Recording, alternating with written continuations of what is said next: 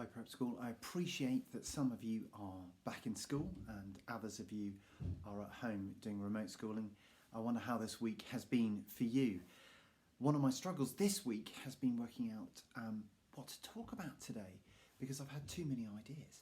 I've wanted to talk about nature because the sun has been shining and we've been seeing some amazing things out in the garden. I've planted some beautiful plants. The birds nesting in our bird box have now flown. And I'm so grateful for the beautiful weather and the world that we live in and realise we need to look after it more. And although the weather has changed a little bit and I'm not so happy about that, I am so grateful for all the sun that we've had. And in fact, I wanted to talk about gratitude.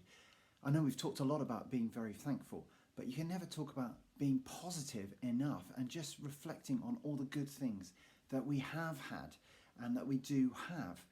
I know not everybody has had the opportunity to visit maybe wider family, but just yesterday I had the opportunity to see my parents for the first time in months, and I'm so grateful for that.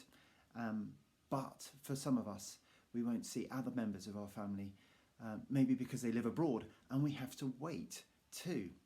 And so I also wanted to talk not just about gratitude, but about waiting. Because one of the things I've learned in these last few months is that we have to wait a lot.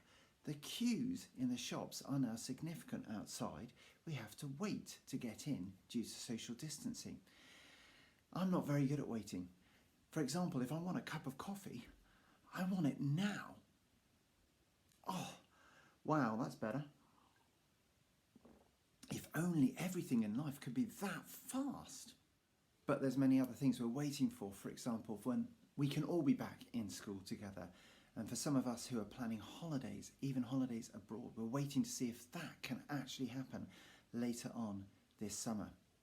I'm waiting to see if I can get to France.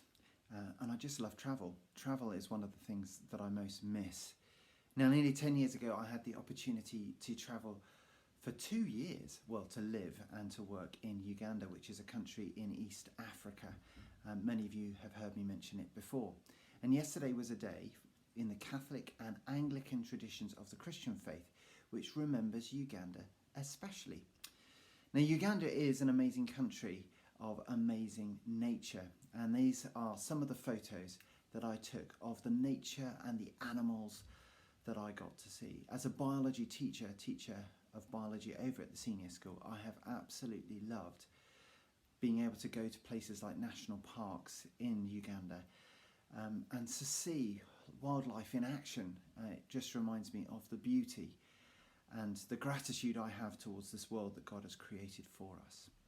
But the highlight for me wasn't just actually the nature, it was getting to know the people who are now my friends in Uganda and to get to know them, live in their culture. A culture which also really tested my ability to wait because it was a culture that embraced waiting at times. We'd have to trek across Kampala, the city in which I lived, for many hours at times to get the one thing I needed to meet that person.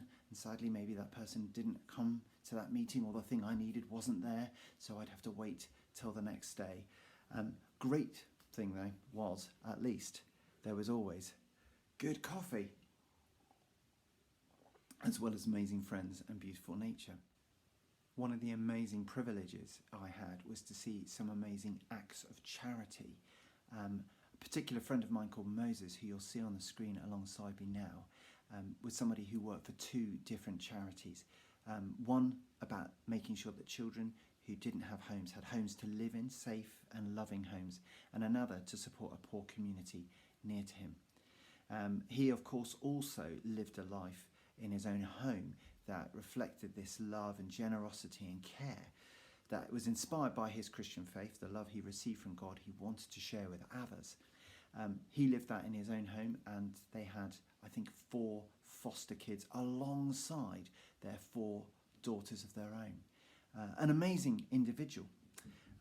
Of course, all of this is stemmed from yesterday, the 3rd of June, being this commemoration day, this special day that Christians remember about Uganda. Because on the 3rd of June, 1886, 40 young men and women gave their life for their faith, their Christian faith.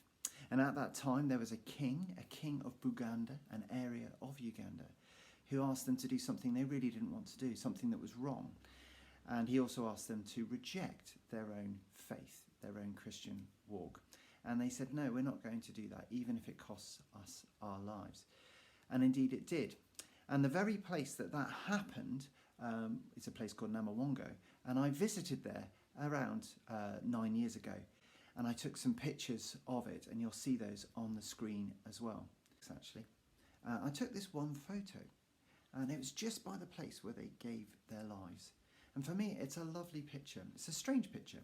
It's a lovely picture of good coming out of bad. You'll see a flower there, nature, which I'm very grateful for. Well, it's taken its time, because it's not easy growing out of a crack of cement, waiting there. Growing, though, out of a context which you wouldn't imagine would be an easy place to grow. It's a picture of good coming out of bad. Even in the toughest situations, something beautiful emerging, coming out and sharing its life with us. Imagine to grow in such an unexpected place. So I'm very grateful for the incredible people around me, like my friend Moses. I'm very grateful for the many Ugandan friends I have who have lived lives of amazing love and generosity to those around them, who've lived a life that is about others. I'm really grateful that I live in a country where whatever faith you have or belief, you can express that and live that. But I'm also very grateful for the example of those who have chosen to do the right thing, even if it means that they give up their life. But I'm going to share a short prayer. May today, God, be a day where we see good things. May we wait for you, God, to reveal where you are at work, and may you be at work in our lives to show us how we can know you and love this world and care for one another better. Thank you that you can bring good out of bad things. Thank you for the example of those who love others, love this world, and love you. Amen.